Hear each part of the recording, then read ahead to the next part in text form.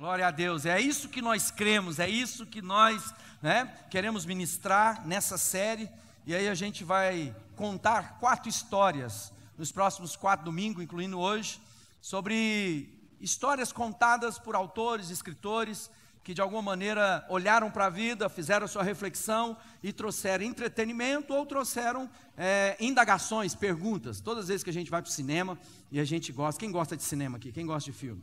Então, a maioria de nós. Então a gente fica lá tentando, Esse final de semana a gente estava quietinho em casa, não queria sair no feriado. E a Fabiana falou, vamos assistir um filme. Aí elas trocaram ideia, peguei um filme lá. E a gente estava assistindo um filme, ela falou assim, as minhas amigas amaram esse filme. Falei, mesmo bem, é sobre o quê? Não, elas não entenderam, mas disse que gostaram demais do filme. Falei, então vamos tentar assistir se a gente entende.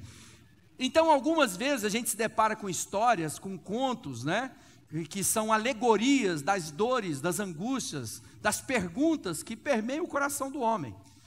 São perguntas que são feitas no dia a dia pelos poetas, são o homem tentando encontrar a significância da sua própria existência. Essa é a grande pergunta de todos nós. E nós escolhemos especialmente 4 filmes para poder percorrer essa série, que é o Todo-Poderoso, A Cabana. Então, se você ainda não assistiu A Cabana, que está no cinema, para você não ter um spoiler, você vai e assista essa semana, porque senão nós vamos contar a história para você. E aí, o Forrest Gump, que é um clássico, Quem assistiu o Forrest Gump? Todo mundo viu, E no Dia das Mães, especialmente uma homenagem a todas as mães, minha mãe é uma peça, porque o personagem lá tem um pouquinho de cada mãe, cada momento, é lógico que de alguma forma é antítese da mãe, mas tudo bem, a gente vai aprender com aquilo que é a vontade de Deus para nós. E hoje a gente quer falar sobre o Todo-Poderoso. Então eu queria começar colocando um clipe do início, sobre um resuminho do filme.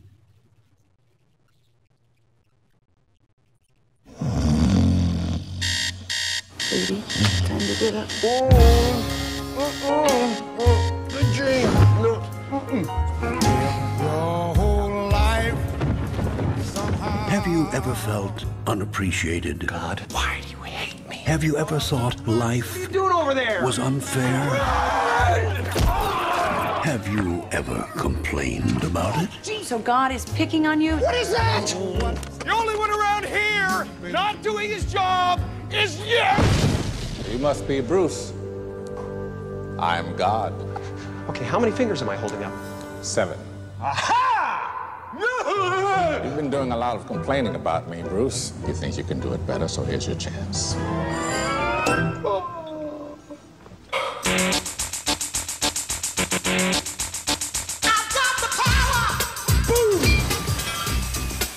It's funny, I woke up this morning and I swear my boobs felt bigger. Do they look bigger to you? Bigger. Having fun? From the director of Liar Liar comes the story of supreme power I've never seen the moon that big. and a wicked sense of humor. Jim Carrey You had my powers for a little over a week. How many people have you helped? But I guess you can't now, being dead and all. I'm dead? Nah, I'm just messing with you. Bruce Almighty on DVD and video. Glória a Deus. É a história de quem? Do Bruce. O Bruce é um repórter que mais ou menos igual assim o Pedro, bem engraçado. E o Bruce imaginava que um lugar de sucesso, de prosperidade, o sonho dele era se tornar o âncora do programa, do jornal local, que para ele aquilo era o cargo que ia trazer significância, ia trazer realização na vida dele. Todos nós aqui temos objetivos, temos alvos, temos planos. Quem tem plano de vida aqui? Quem quer alcançar? Levanta a mão, não tenha vergonha não, fala, eu tenho. E até aqueles que dizem que não tem plano, esse é o plano, não é isso? Quando a pessoa fala assim, eu não tenho plano nenhum, tem o plano de não ter plano. Então, todos nós queremos. Aí a gente almeja coisas, e o Bruce era esse que almejava fortemente algumas coisas. E com 4 personagens interessantes, que é o próprio Bruce, que é o Jim Carrey, que ele conta a história desse repórter, que fazia um programa e a reportagem dele era sempre muito engraçada. E aí ele não queria aquilo mais. E aí tem a história da Grace, que é graça, a graça de Deus. A Grace é a namorada que constantemente estava intercedendo pelo Bruce, estava orando, era uma mulher de fé que buscava, né, trazer a vontade de Deus para a vida dela e pedir a Deus que falasse com o namorado dela, que falasse com ele a respeito dos planos, dos projetos que Deus tinha. E temos o próprio Deus.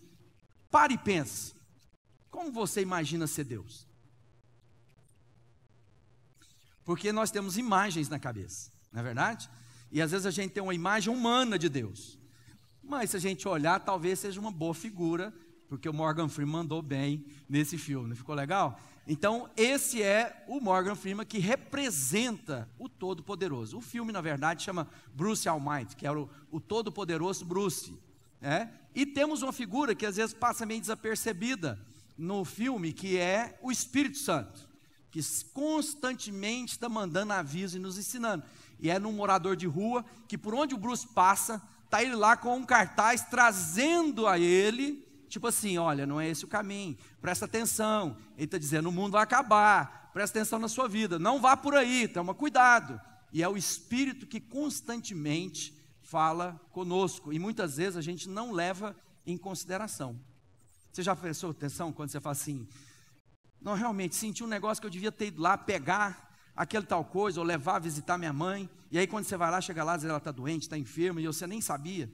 E às vezes é o Espírito de Deus falando ao nosso espírito a respeito de coisas que a gente não estava muito atento. Então o filme vem tratando sobre tudo isso, né, e vem falando sobre essa grande indagação. O desafio no filme é porque ele começa mostrando a frustração da vida de Bruce. Por que da frustração? Porque o Bruce tinha um plano de vida.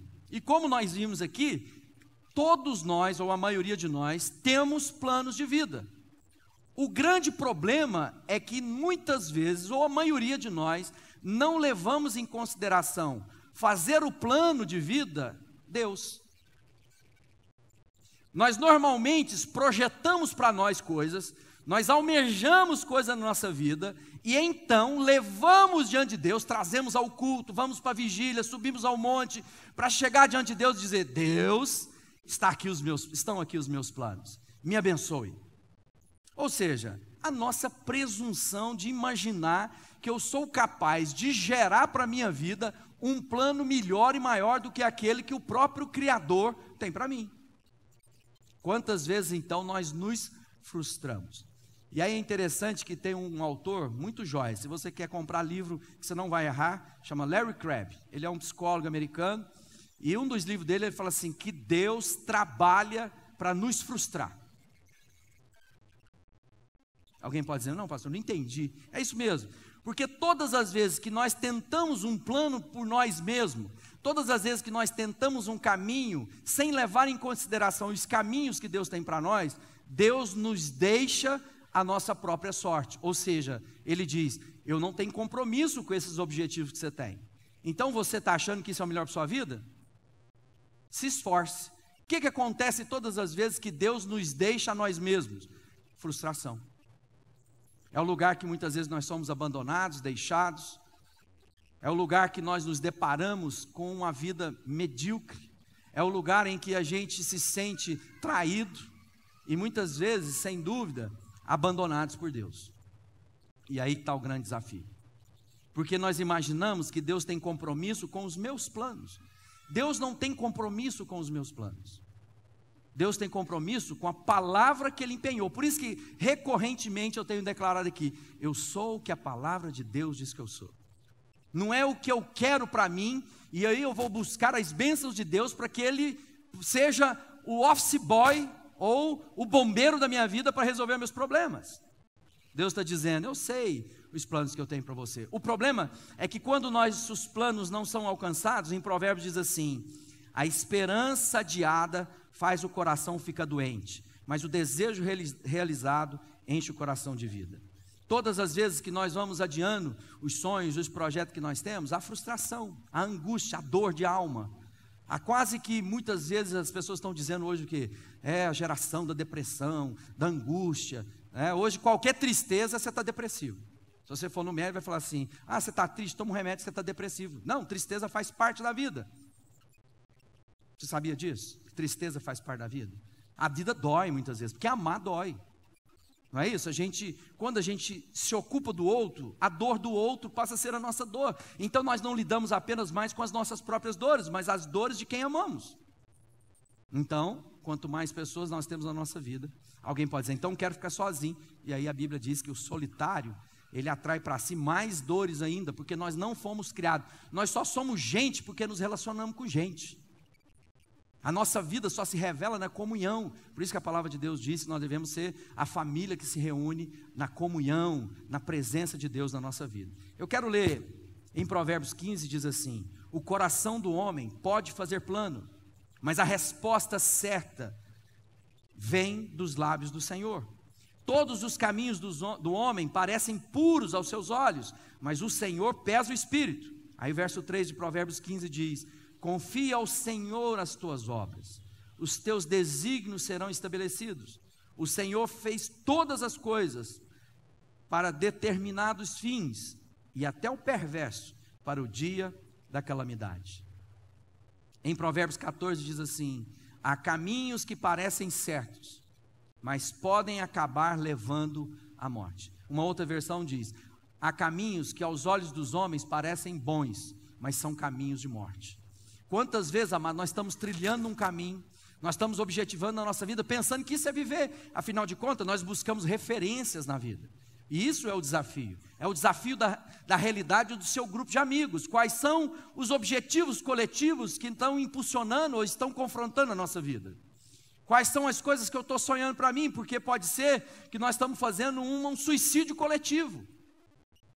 Estamos vivendo esse momento agora que as pessoas estão aí, dois sucessos do momento: A Baleia Azul e 13 Razões, que é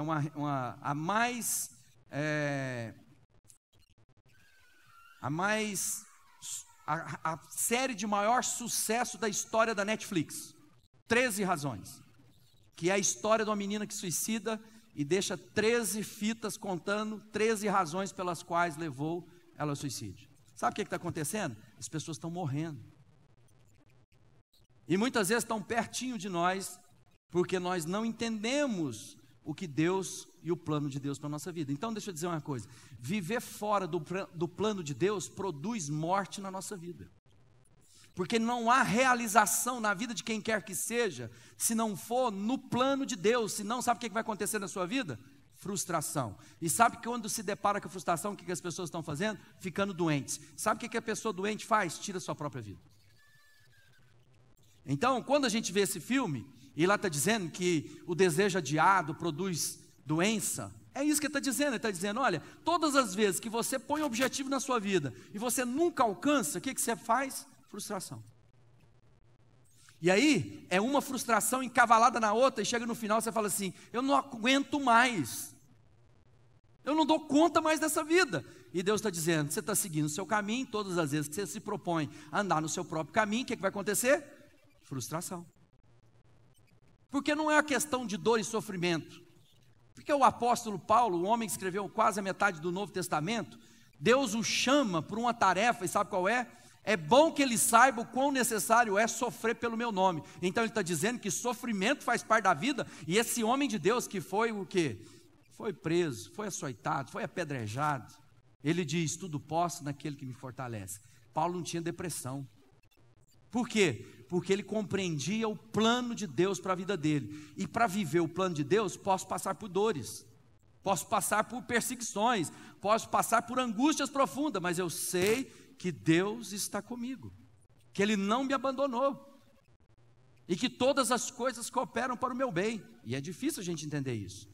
E aí Isaías fala sobre isso. Ele fala assim: porque os meus pensamentos não são os vossos pensamentos, nem os vossos caminhos. Os meus caminhos, diz o Senhor, porque assim como os céus são mais altos do que a terra, assim os meus caminhos são mais altos que os vossos caminhos, e os vossos pensamentos mais altos, e os meus pensamentos mais altos que os vossos pensamentos. Deus está dizendo assim: você sabe o caminho que você está traçando para você? O caminho que eu tenho é melhor. Sabe o pensamento que você tem a respeito da sua própria vida? Os meus pensamentos são mais elevados. Ou seja, quanta idiotice da nossa parte tentarmos buscar um plano para nós mesmos. Buscar realização na força do nosso braço, imaginando que o que vai nos dar alegria, o que vai nos dar prazer, é a nossa capacidade de gerar aquilo que são os nossos planos e projetos. E perdemos tempo demais, né, atrás dessas coisas, e nos frustramos, um acaba atrás do outro, uma vez mais outro. Então, amado, uma frustração está diretamente ligado aos planos que nós mesmos traçamos para nós. Se você estiver vivendo nos seus próprios planos, mais cedo ou mais tarde, sabe o que vai acontecer? Frustração, abandono, traição, quebradeira, dor, doença, vai assolar a nossa vida, morte. Deus tem algo para nós. E aí, quando a gente chega nesse ponto da frustração, o que acontece? A gente culpa as pessoas. A coisa que o ser humano mais consegue fazer é encontrar responsabilidade em alguém pelo seu próprio infortúnio. Não, eu estou desse jeito porque a pessoa me traiu, eu sou desse jeito porque você não sabe a família que eu estou, você não sabe quem era meu pai, quem era minha mãe, você não sabe as coisas que eu sofri. Tá bom, irmão, e aí? Esquecendo-me das coisas que para trás fico, avanço para aquelas que estão diante de mim. Pastor, mas é muita marca, é isso mesmo, mesmas marcas que Jesus levou na cruz do Calvário. E Ele morreu a nossa morte, para que nós pudéssemos viver a sua vida, vida de plenitude. Mas é necessário o quê? Saber qual é o plano de Deus, alinhar o meu pensamento aos pensamentos de Deus, colocar minha vida ao serviço de Deus. E aí, nós nos encontramos naquele lugar, quando a gente para de acusar as pessoas pelo nosso infortúnio, no final, quem que a gente acusa? Deus. Deus é o culpado. Sabe por quê? Porque eu faço da arrumadinha e a minha vida está desgraceira aos meus olhos. Quer ver o diálogo do Bruce? Há um diálogo dele com Deus que é justamente sobre isso que a gente vai ver. Faça uma oração, filho. Vá em frente. Use. Não é esse. É ele com a Grace, por favor, desculpa. Graças a Deus que está aqui. Ah, é Deus! Vamos agradecer a Deus, né? Porque suas bênçãos estão chovendo sobre mim. Peraí, isso não é chuva! Bruce, por favor, não faça isso. Sabe que tudo o que acontece tem uma razão. Que eu não preciso. Isso é um clichê. Isso não serve pra mim. Mas olha o pássaro na mão que nós voando. Eu não tenho pássaro, eu não tenho mão. Deus levou meu pássaro e minha mão. Tá, entendi. Então Deus está te perseguindo, é o que está dizendo? Não, ele está me ignorando completamente. Ele está muito ocupado dando pro Evan tudo que ele quer. Ah, que ótimo, Sam. Mas errou o alvo. O poste é aqui! Não briga com ele, a culpa não é do cachorro. Não, a culpa é de Deus. Ele controla mal o Sam. Tá legal, já chega. Quer parar de se fazer de mártir? Eu não tô sendo um mártir. Eu sou uma vítima. Deus é um garoto malvado sentado perto de um formigueiro com uma lupa e eu sou a formiga. Ele podia consertar minha vida em 5 minutos se quisesse. Mas ele prefere queimar as minhas anteninhas e me ver contorcer. Tudo bem, querido, eu sei que está zangado. É totalmente compreensível que o Evan fez é cruel e errado. Mas hoje podia ter sido muito pior. Tô feliz que esteja bem. Como é que é? Eu não tô bem, não. Eu não tô feliz. Eu não tô feliz com o emprego medíocre. Eu não tô feliz com o apartamento medíocre. Eu não tô feliz com a vida medíocre.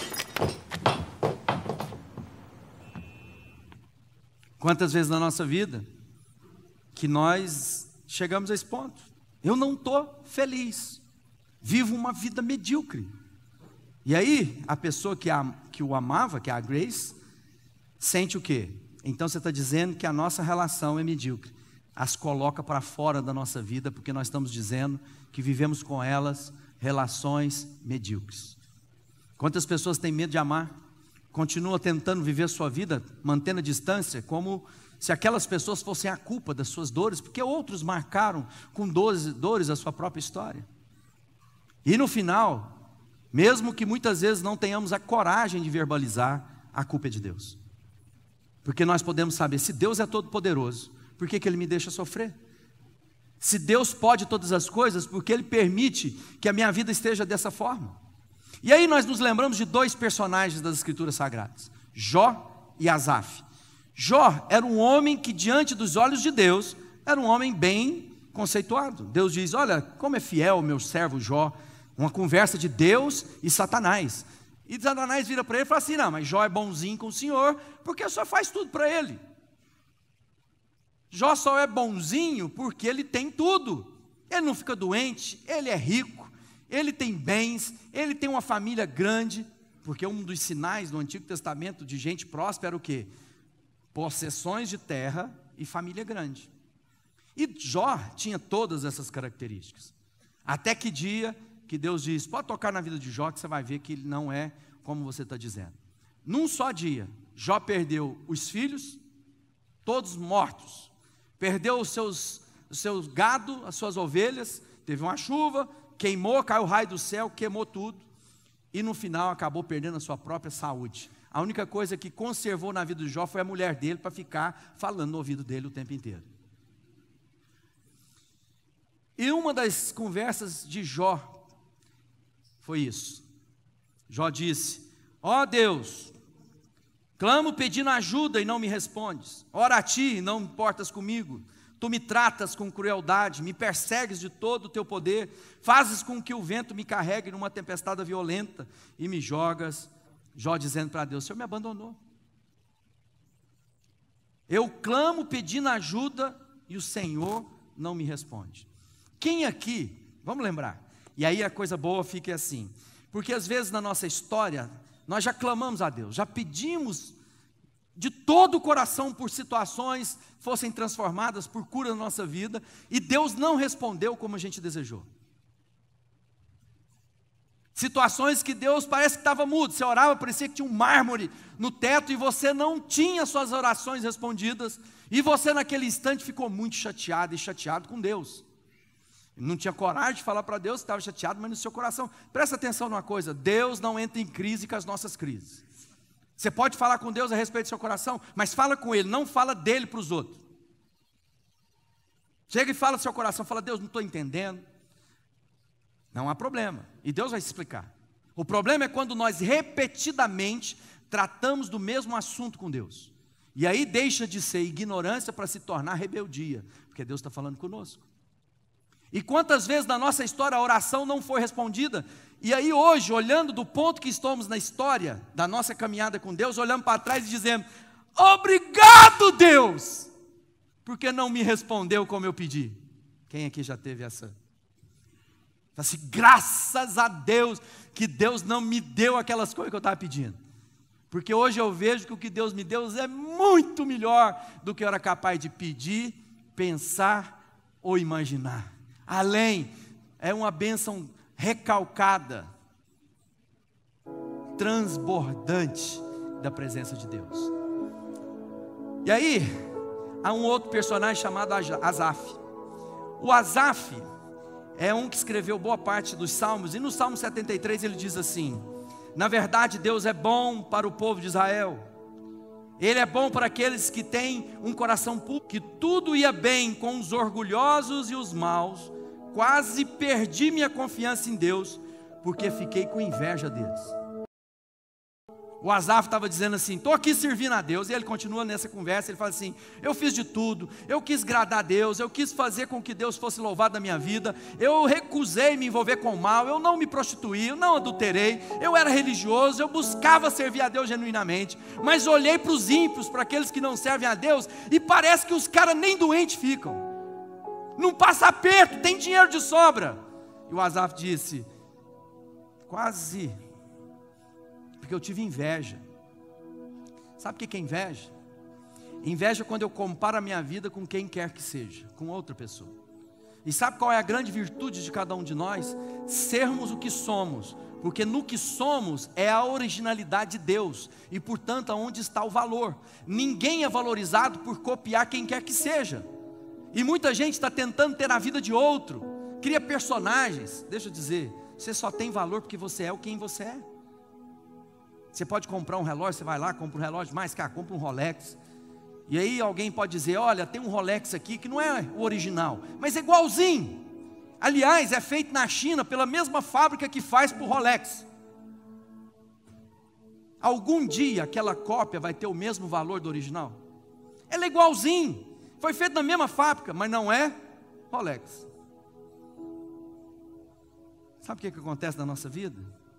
Estamos frustrando porque estamos tentando ser outra coisa que não aquela que Deus tem para a nossa vida.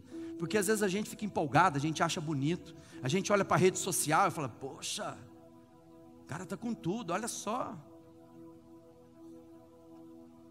E Deus está dizendo para mim e para você: enquanto você não conhecer os meus planos que tem para você, você vai viver de inveja. Você vai ficar recusando a entender. E aí o mais interessante é que depois, no mesmo salmo, o Asaf reconhece e fala assim: Deus, mas aí eu olhei para o Senhor e vi o caminho do que não te serve. Quem que nos dias de hoje ninguém brinca disso, mas na minha época a gente brincava de jogar sabão em pó no alpendre e jogava a água da mangueira e ficava brincando de escorregar. Quem já fez isso? Ah, muita gente. Nos dias de hoje os meninos, eles já fazem para cair mesmo, né? Eles fazem aqueles futebol para menino bater a cabeça em festa de aniversário, já viu? Esses dias tinha uma filmagem ridícula do Luiz Mário com os meninos jogando aquilo, tudo gordo em cima daquele trem, virando, batendo cabeça no outro.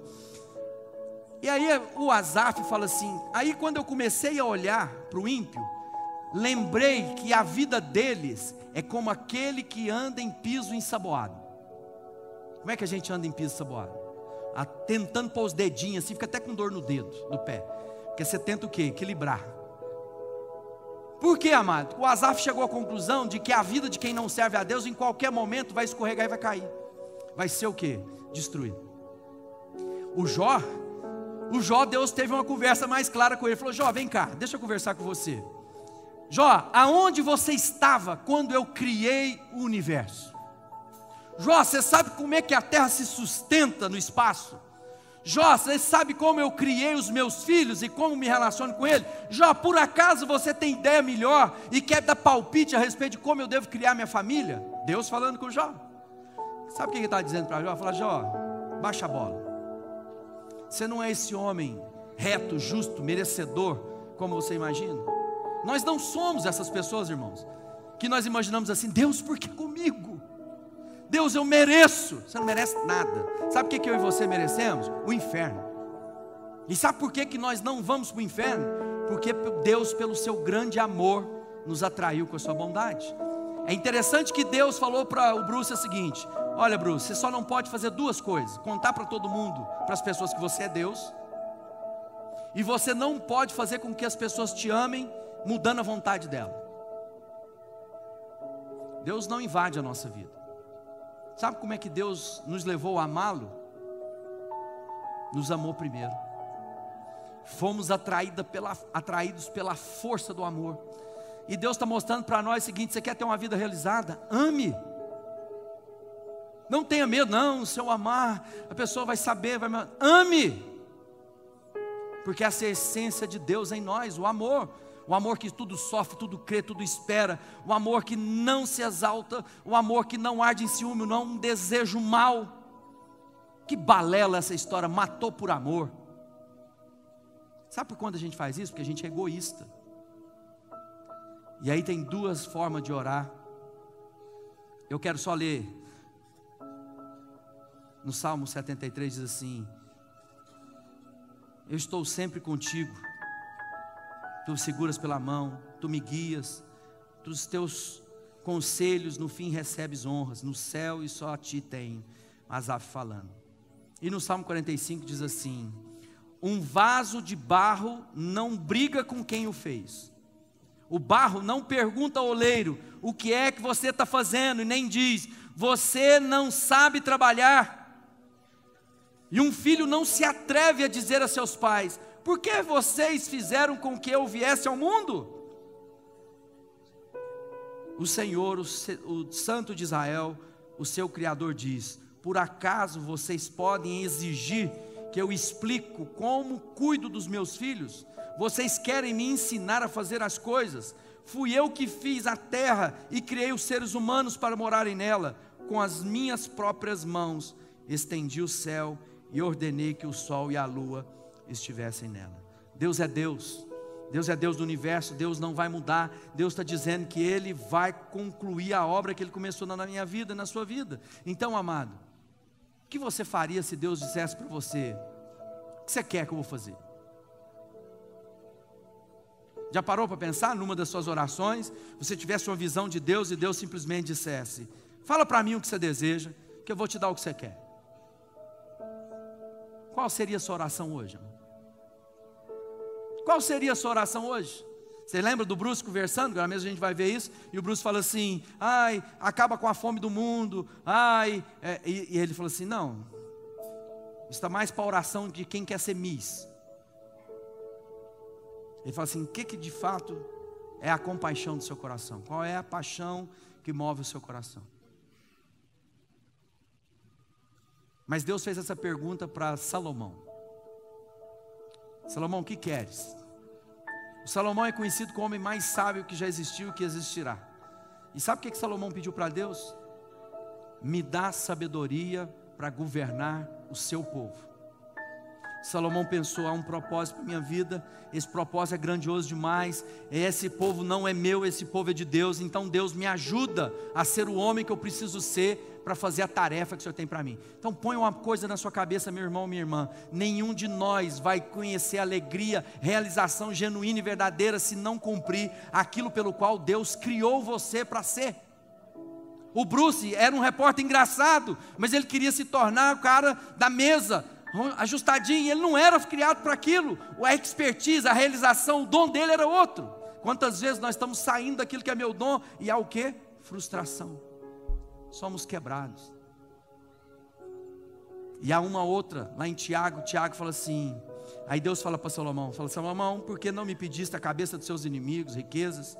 Eu vou te dar sabedoria, mas vou dizer uma coisa, eu vou acrescentar todas as demais coisas na sua vida. E diz a Bíblia que não houve homem mais rico que Salomão. Eu estava lendo em algum lugar e o autor lá dizia: olha, a riqueza de Salomão, era necessário que 5 homens mais ricos do planeta tivessem o que Salomão tem. Precisaria juntar os 5 homens mais ricos para ter o que Salomão teve. Claro que equivalência do dinheiro da época, do dinheiro da agora. Mas lá em Tiago ele fala assim: sabe por que vocês não recebem oração? Porque vocês pedem mal. Vocês pedem para o seu próprio apetite, vocês continuam egoístas. A sua oração, quando o Bruce recebeu todo o poder, o que ele fez? Ele fez só o que ele estava com vontade. Ele foi lá pegar de volta o trabalho que ele imaginava. Ele foi pôr os prazeres, os deleites, tentou ganhar a Grace. E quanto mais ele tentava fazer pirotecnia para ganhar a Grace, mais a Grace se afastava do coração dele. Mas no final ele quebranta. E aí tem um vídeo que a gente preparou dessa conversa final para a gente orar. Faça uma oração, filho. Vá em frente. Use.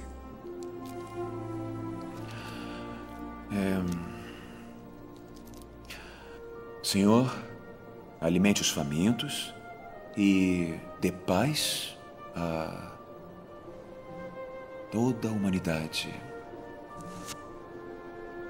E aí, que tal? Ótimo.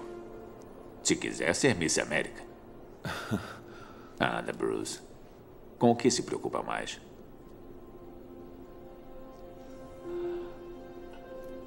Grace.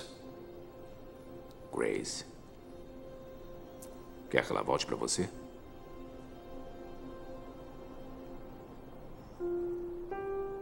Não. Eu quero que ela seja feliz. Custe o que custar. Eu quero que ela encontre alguém que a trate com todo o amor que ela merecia de mim. Eu quero que ela encontre um homem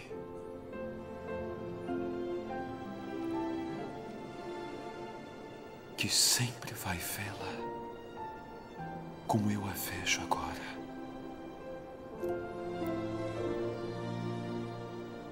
Pelos seus olhos. Isso é uma oração. É? Das boas. É boa? Boa! Eu vou cuidar dela agora. Qual foi a oração? Eu quero a alegria e a felicidade dela. Eu quero que alguém a veja com os olhos do Senhor. Lembra da canção que a gente canta? Compaixão. Quero olhar com os olhos do Senhor, com paixão. Naquele instante, Bruce foi curado, porque ele parou de olhar para si mesmo e pensar na sua própria felicidade e começou a buscar resposta para a vida do outro. Sabe quando Jó foi curado? Quando ele deixou de intervir ou interceder por si mesmo e passou a orar pelos seus amigos. Você quer ser curado na sua vida, da sua frustração? Tire os olhos de si mesmo e perceba qual é o propósito de Deus para a sua vida, para que você cumpra aquilo que Deus preparou para você. Porque enquanto você insistir no seu caminho, dos seus planos e projetos, você vai se deparar com a frustração, com a derrota na sua vida. E muita gente, por não saber superar isso, está se matando.